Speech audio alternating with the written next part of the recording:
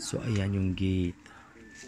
Pagpasok, may screen siya, yan. Pasok ka sa loob, ganyan. Ganyan. Yan, papasok po sa loob. Ito po yung ano niya. Yung gate. Pasok po yan, yung gate po. Tapos, ito po yung ilaw. Yan po yung ilaw, yan. Maliwanag po yan. Ay, ito po yung bintana ng kwarto. Tapos, ito naman yung pagpasok sa main door. Yan, may screen din po siya. Ayan, so yan yung main door. Yan yung ating screen.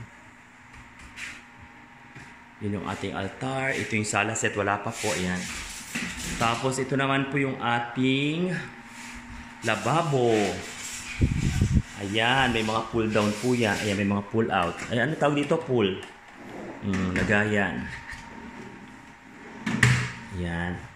Ito naman po yung ginawa ni Mang Jo na cabinet, hanging cabinet. Ayan. Tapos, ito naman po yung pagpasok sa kwarto. Meron din po siyang screen. Ayan po yung screen niya. So, papasok po tayo. Ayan. So, ayan, dineliver na po yung foam kanina. So, ito na po yung foam.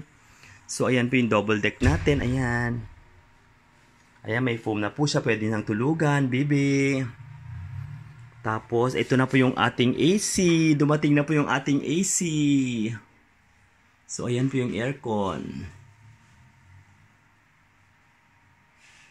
Yan po yung aircon. Yan po yung bintana. Aircon po. Yan. So, the screen door. Para kahit nakabukas siya, kahit nakasara yung pinto, okay lang naman po siya, diba yan? So, okay. Simple lang naman po. Tapos, ito naman po yung CR natin. Yan. Yung CR po natin, ayan, may salamin na rin po siya. May shower yan. Yung CR. Fully tiles po yan. Okay.